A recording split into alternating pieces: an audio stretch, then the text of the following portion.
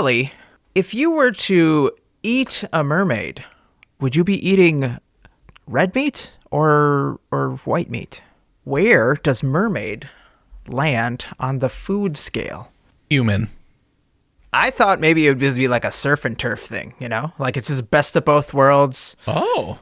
When you go to the Red Lobster, you can get obviously what you came for, but because not everybody likes seafood or maybe has some allergies, and which begs the question, why are you in the goddamn Red Lobster? You know, they have to have a burger on there or some sort of, you know, off, I guess, steak. I don't go to Red Lobster for a steak. I shouldn't go to Red Lobster at all. Lobster at all. I think the important question that we need to ask ourselves here is the mermaid that we're going to eat in this scenario, is it the conventionally attractive mermaid, meaning feminine body on top, fish scales on bottom, or is it what would more likely happen, which would be a fishy top side and genitals and legs? Oh. And which genitals would they be? I mean, nobody had to say that a mermaid was male or female. Well, I guess if we're in this imaginary scenario, which version gets us more meat? Because that's the one we're going to want to kill, right? Yeah. I want it. I actually want to split the body in a different direction. It's just I want to bisect it. I want to bisect it. Not the way that you're thinking, not like left and right, but more like front and back.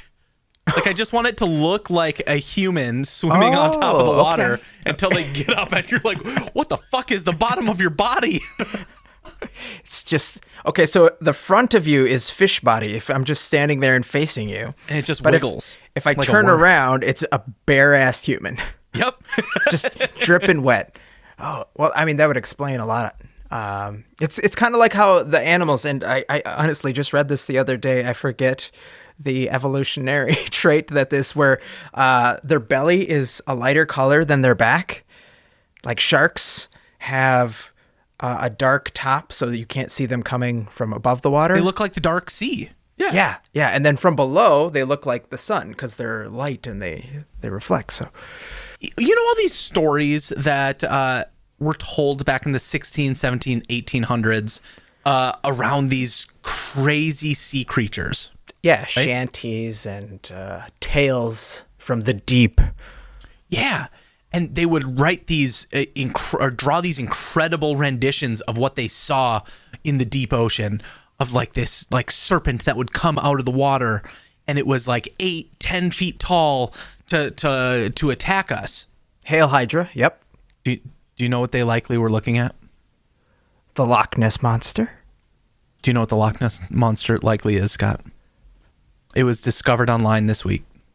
It was? I was going to say it was a submarine because that one guy admitted it to being a submarine. I need you to Google search something for me. Oh, you put it in the chat? No! Scott, you have to. I know you're going to be on a list.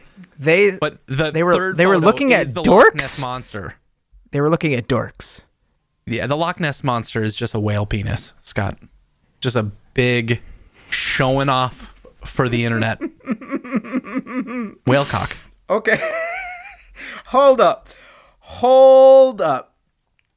Are you telling me that okay, so many things right now. So are you telling me that recently we have observed via film or picture evidence, photographic evidence, whales flipping over on their backside, going full herringbone? You know what? People have look at the link that I just sent you. People have gone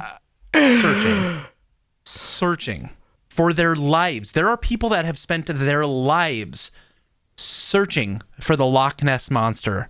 I know. And Bigfoot and UFOs. And I mean, hell, it's Joe Rogan's whole podcast, right? And those folks are just staring at a silhouette of a whale dick. Tell me I'm wrong.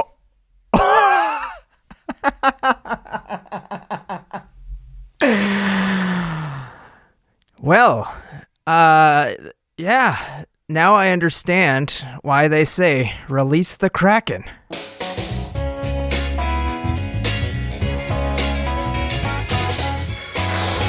Welcome to the Front Podcast of the Internet. I'm your host, Scott, and with me as always is... Willy. It's Willy.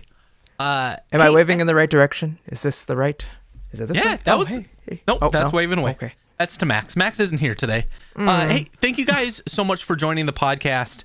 As we get started in the show, we are all over the internet. So if you could do us a favor, like the show, send us a review on your favorite podcasting platform, share it with your friends if you find some enjoyment out of this. And you can find our socials down at the bottom in the show notes. Scott, it's been an interesting week, and I think you and I have maybe just 2 stories to talk about today. Before we get started, though, is there any follow-up from the last episode, from the last week? Yeah, there was a big follow-up. Huge follow-up, Willie. The dude was found guilty. 3 times. Three, all of the charges. So that's the first time that's probably happened in this significant of a case, and he was remanded into custody of the state, and so now we have to wait. I think it's 8 weeks before sentencing. I think the interesting part for me is, and I don't want to deep dive into this topic because I don't think it's a topic we need to talk about. But on Reddit this week, somebody found what felt like a time capsule of photos from their grandmother's photo album of 9/11. Oh, yeah, never seen before photos. It was surreal being able to relive that. And the reason I bring that up is this week there was a lot of marrying of those 2 events for me.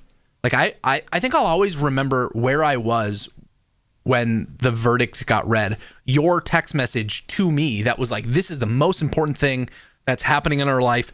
Make time for this. Right, yeah. At the same time, I remember where I was in school when 9/11 happened. And while they're different, they'll still have the impact, I think, on my memory in the same way. Very significant events. I can only hope that the verdict, offers some positive change on at least here in the States. And if it somehow changes the world globally like 9/11 did, well, we'll have to wait and see. But they say never forget, and for me it'll be something that honestly, unless I develop some sort of memory issue problem, but yeah, I will always remember waking up in my dorm room and being late for choir, running through an empty cafeteria. The hallways were mostly empty, and getting to choir late, and just like as soon as I sat down, my buddy leaned over and he's like, "Hey, we're under attack." And I was like, what are you talking about? And and the rest literally is history. But these types of things are life-changing, and for a lot of us, some who are closer to it than others, it's more significant. I mean, for somebody like you and me, who's just kind of been on the sidelines reporting on it and living, I guess, offset compared to some of the people who are directly affected, our memories will be different. And we hope that the best comes out for everyone, but it's hard to form the words because we're still in the middle of it, right? We're still wading through everything that's going to come. I mean, there's 3 more guys that have to be tried and convicted or found acquitted as well. And justice may be blind, but she's also slow.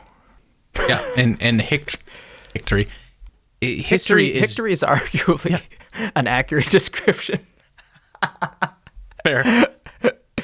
History is written by not the victors, but by the wealthy and the people in power. So inevitably, this story could change. But I think to tie a bow in it for this episode, there was accountability for the first time in our lives, and that's really significant. So let's hope for some more accountability, because you can't find justice without that.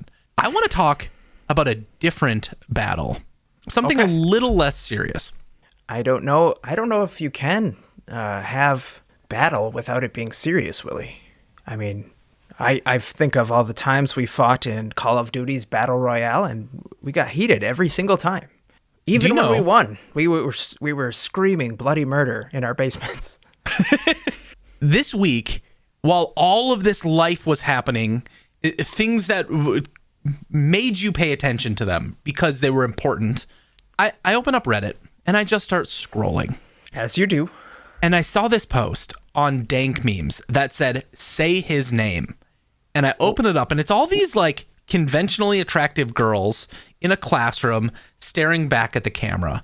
Now, they're all high schoolers, so that's why I'm not saying they're attractive. I'm saying by standard, you know what? The hole is already dug. Let's just keep going. But at the bottom, it says POV. It's the very first day of high school in 2030. The homeroom teacher calls out, "Josh?" And you say, "Present." I didn't know what the fuck that meant, but I sure as hell knew that Scott was going to be like, there was a huge event. There was the biggest event in our lifetime on Reddit today, and I need to learn about it. And I can feel you moving in your seat. For anybody who heard that, what the fuck did I just say, Scott? I'm going to call 911, or at least have 911 pre-dialed on my phone, just in case Willy's rants continue to go on in this, dyslexic, schizophrenic kind of pattern that we've been seeing. So I'm just going to place that off to the side here. But What I think he wanted to say is that one of this year's biggest events just happened in a very short amount of time. You're talking about the Battle of Josh, or more specifically, the Battle of Josh Swain. I don't think I've clicked on save link so many times this year, and we've been through a lot. We've been through Bernie memes. We've been through, a ton of things that have technically happened. I think we even missed the 6-month follow up of Epoxy Hot Dog. Epoxy Hot Dog. Yeah. Yeah. By the way, it still looks the same. Okay. It'll never change. It's like Superman.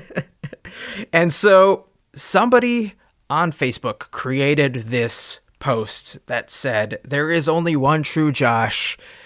Meet me here at this location for a battle of who will be crowned the one and only Josh Swain." And that was about a year ago, correct? Yeah. There's like a 1 year lead time. But obviously, what happened a year ago, right? There was a lockdown. There's no way to tell if all of those Joshes were going to survive. I think this was an inside job. Sure. So fast forward to you're missing a part of this, Scott. What did I miss? There's something you don't know. In that original post, Josh Swain, right? Is that his last name? Swain. Yep. He found everybody on Facebook named Josh Swain and put them all into a group. Yes. He added everybody, right? And we're in April, so this is in April of last year. By the time this episode goes up, it's probably May now. But he brought everybody in there and said there can only be one Josh Swain. Highlander style. At this location, and put in latitude and longitude on this day in 1 year. He pushed it out a year. He let people plan for an entire year to meet there. Oh, okay. And it ended up being some man's farm. That sounds scary. I'd be worried if I was a Josh. Well, that guy's farm put up a sign. You can't really call it a sign. It was quite literally a pallet with handwriting on it that said, "Hey, if you're Josh, there's no fight here. Go here and listen him to a park." Okay.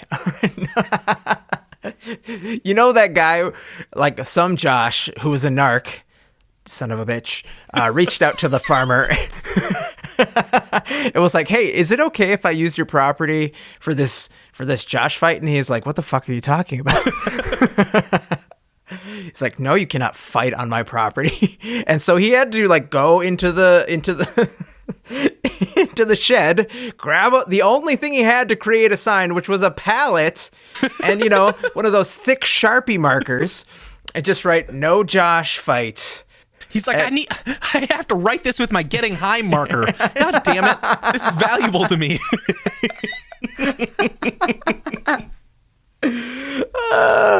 I'm going to have to go into town and buy another getting high marker. They don't sell them to Earl anymore. He's just got residue underneath his like upper lip. And they can tell because it's like bright orange. So anyway, lead time notwithstanding, nobody's talking about the Josh battle up until this week, right? It does not crack the top 100, and as curators of the past several weeks, I haven't heard or seen hide nor hair of a Josh battle. Nothing. Nada. Nothing. This week, in r/memes, crusade memes, no new normal, teenager _polls, Sbubby, Ask Reddit, Pogo Android spoofing, Transformer memes, shower thoughts, etc., etc. Oh, those are everything. all subreddits. Got it. Yes, everything had a who's going to win the Battle of Josh? What do you think's going to happen with the Battle of Josh? I think Josh is going to win. My money's on Josh. It was crazy. And the day of, I had to work, so I was kind of like paying attention half-heartedly. That's a day you call out. Honestly, it's too big of an event. I should have elsewhere. I should have live documented for the show, and I'm sorry for that, listener. Next time I catch wind of a big event like this, I guarantee you, I will get to the bottom of it. Willy, did you watch? Yeah. So it turns out it's in this driving to Nebraska. Who knows where it's going to be? I might have to go to I might have to leave the country. But yes, it ended up being in Nebraska in this giant field from all the video documentation that we saw. And it turns out parks look like they're all flat. They're all the same. And correct me if I'm wrong. Was there only 2 Josh Swains, or was it a smaller group? So Definitely. There were only 2 Josh Swains, and they played a match of rock, paper, scissors to find out who the ultimate one was, and it was the original, the starter of the event. Cool. Okay. That's good. I mean, that's fitting. He started, he did all the work. Good on him for being the champion. And after they dragged the bloody body of the loser Josh Swain off of the field and just threw him in a ditch somewhere, they said, okay, everyone else who is named Josh now gets to fight. And they were like, oh, wow, I didn't realize it was going to be so violent. And one guy was like, I brought all these pool noodles. What if we just fought with those instead of actually murdering each other? Because there's little kids here. And so an epic ensued. And Willy, I think we can have video. I don't know if there's enough audio for the podcast, but I know we can certainly You're going to have to go watch it on the YouTube. Yeah, there's video on YouTube, and we'll probably put some like Duel of Fates in there just to make it epic. Oh wait, we probably can't do that. Shoot, we'll get a takedown. Anyway, sing your favorite epic classical music along with watching this video. Willy, who won? Josh won. Of Everyone course else Josh got won. slaughtered terribly, but Josh, who is what 4? Yeah, this ties back into what you started the story with. Why in 2030, when he's in high school. If you didn't glean from that, mathematicians, he was 4.5. I think they said he might be 5, close to 5. Mm-hmm. This little kid was crowned king of the Joshes, or the final Josh, the one true Josh, and he was rewarded with a Burger King crown, which slid down to his shoulders. Fittingly, yep. Yep, or not fittingly in this case. And then somebody gave him a WWE belt and because he was a little kid, somebody, I don't know if they were related to him or not, because this is probably kind of weird, but just picked him up and like raised him victoriously over his arms, and the whole crowd cheered, which I thought, for somebody who's 4 years old, that must have been a really cool thing. This kid is going to never live that moment down. It's going to be the coolest moment of his life. Sadly, he's peaked. Yeah. And it might be all downhill from here. But he's going to get to go back to school. Hopefully, he can go back to school in a place with this with this thing, and they're gonna be like, "What did everybody do this weekend?" And he's I gonna got say, COVID amongst 100 Joshes.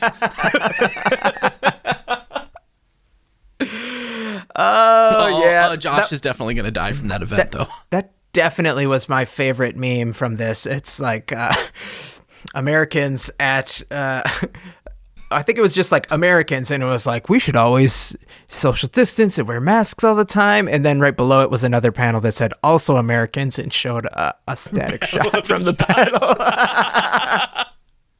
I do think that some really good came of this too.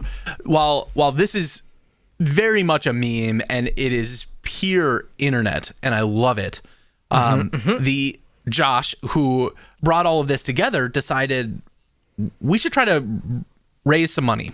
So as of recording this, they've raised about $12,000, I think, for Children's Hospital. Which, wow. If you don't know this, the Josh that won, King Josh, actually had some medical emergencies that brought him to that hospital. So there was something really telling, really beautiful about this story that they're able to now give back to a place that he's had to benefit from in a way that likely saved his life. Cool. That's awesome. People were also asked to bring food so that they could donate to local food shelters. So while somebody is probably going to get sick from COVID, some other people are going to benefit from this. So, we honestly hope that nobody gets sick from this. But true, yeah. If they do, we hope they have a speedy recovery. Because I don't think this is going to be the only battle for a name that exists. I'm pretty sure this is only the beginning. This week there was another epic battle that ended. And it was probably a little bit more popular than the Battle of the Joshes. I hate spoilers. You don't mind so much, but for all of my fellow spoiler-hating brethren, sistren, familyren out there, everything we talk about from here on out is a spoiler or a potential spoiler for Falcon and the Winter Soldier. What did you think of the last 2 episodes? Because here's what I want to say just about the MCU shows that we've seen. Their first 2 shows are done. We spent an episode talking about WandaVision.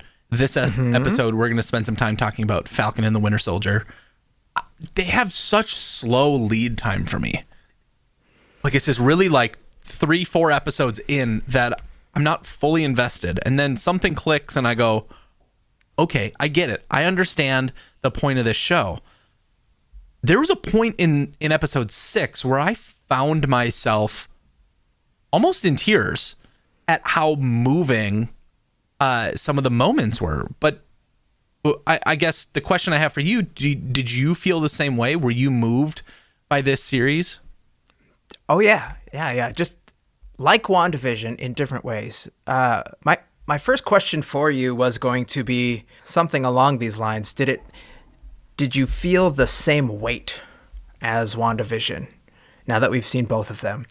But to answer your question, the whole part about when Isaiah Bradley, the first black super soldier, when he said, like, they'll never let a black man be Captain America, and no self-respecting black man would ever want it if it was offered to him. Like, that caused me to pause. Like, that whole episode was just so heavy. And, like, it made me really think, while I was watching this, I was struggling to figure out, like, okay, well, this doesn't seem like as messagey as WandaVision was. Because WandaVision kind of dug real deep into emotion. And up until kind of, like, the 5th or 6th episode of Falcon and Winter Soldier, it had only kind of scratched the surface on what could potentially be, really big race issues. But once they got to, maybe it was even 4, but they went there. They totally went there and just tackled it head on. We get to the last couple of episodes and there's this incredible buildup, this incredible conversation that at the same time, the writers of this show could not have planned that when they filmed wrote and edited this show that it would happen exactly as the Chauvin trial is happening. I know. Exactly as these things that are hitting their peak again, year over year in the US, they couldn't have had an episode come out at a more opportune moment to be a part of that dialogue and to have their voice put down to say, no, you can have a black person as Captain America. And here's all the reasons why. And don't get me wrong, Scott and I can't speak on behalf of any black person in America and what they must be going through and if they agree or disagree. But that episode sure as hell made me think about it and made me think through, holy shit, I never understood why Sam would not want to hold the shield right at the end of Endgame. I'm like, what the hell are you doing? This is such an honor. And had this show not come out, I never would have put that together. And that is so invaluable that they shared that lesson.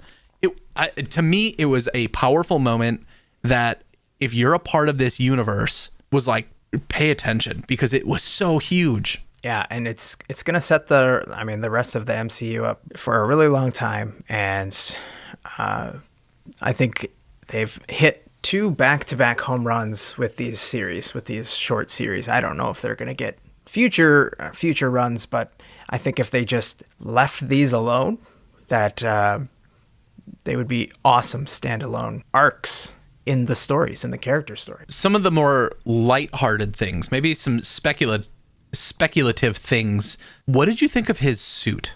His Wakandan designed new Captain America suit? As somebody who has read the comics and that run of Captain America, it is exactly almost like spot on for what we have in the comics. There's a lot of people who have commented that it looks bulky and like it just doesn't look like it fits right. And I think that's the case sometimes for the very first iterations that we see from Marvel suits. Captain America, his very first one looked, kind of cheesy compared to what he was wearing at the end of Endgame. And it looks cool. I like how the star, on Captain America's chest is the star and the bars, but on Sam's, it's the star and the bars are kind of bent like wings. That's kind of awesome. His helmet, his little ear holes make it look like his ears are very small compared to the rest of his head. But I think it's a very cool looking suit. There was another moment in the show when who was the main antagonist? Carly Morgenthau. So she is fighting Sam and says, "Stay down." And his line is no.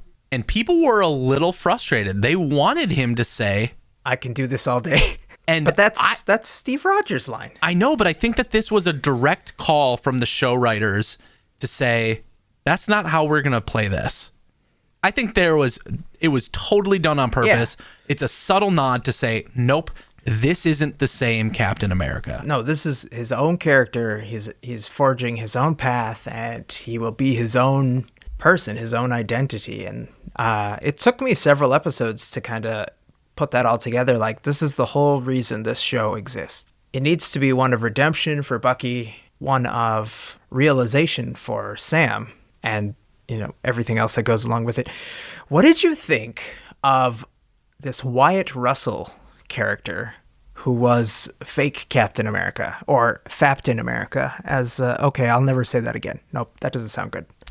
I am not gonna tug my meat while I think about him. I'm not gonna play a battle of the Willies by thinking about Faptin America. Now, Chris Evans, on the other hand, that's America's ass.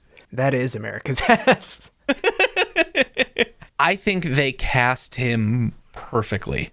Yeah, he was a little off from the beginning, and you could tell.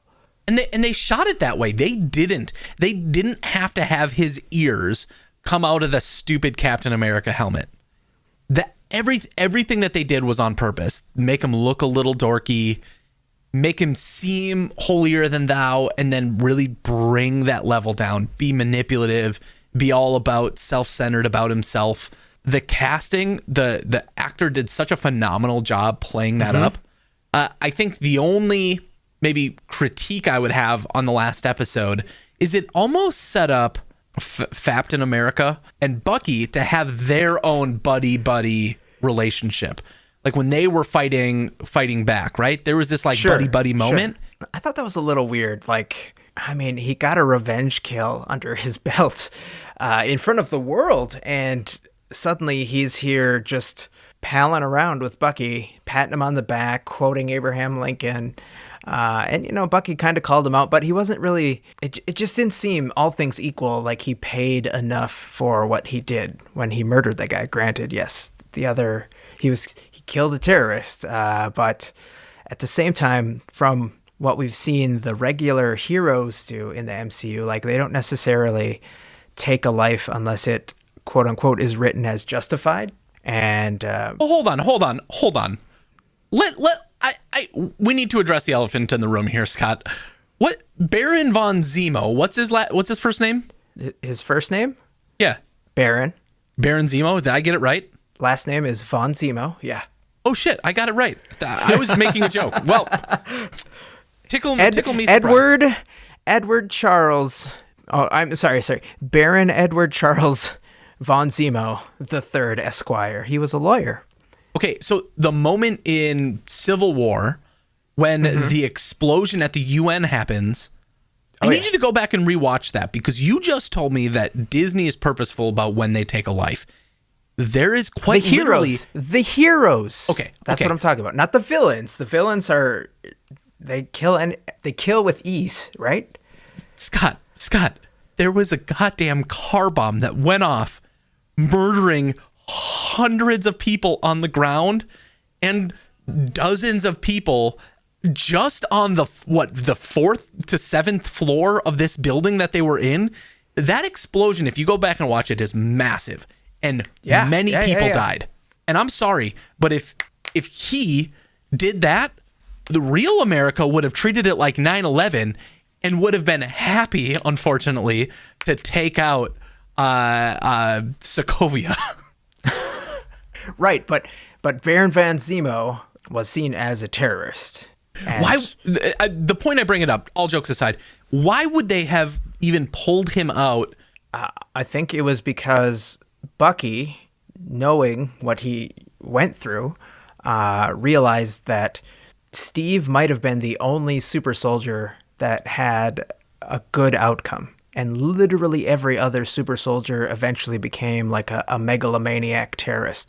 That's what Zemo was all about. If you remember going back, Zemo originally wanted to kill all super soldiers because it was kind of restated in this series.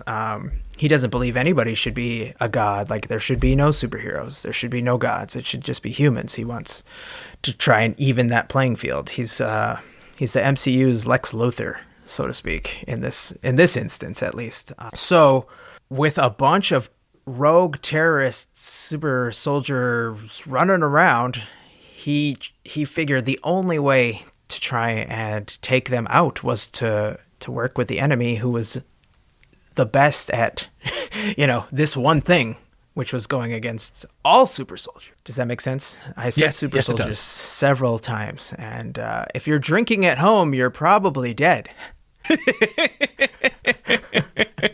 Hey, thank you guys so much for listening to this week's episode of the podcast. Follow us all over the internet. And remember, no matter what you're into, whether it's MLB The Show, grilled cheese, Act Like You Belong, or cool guides, there's a sub for that.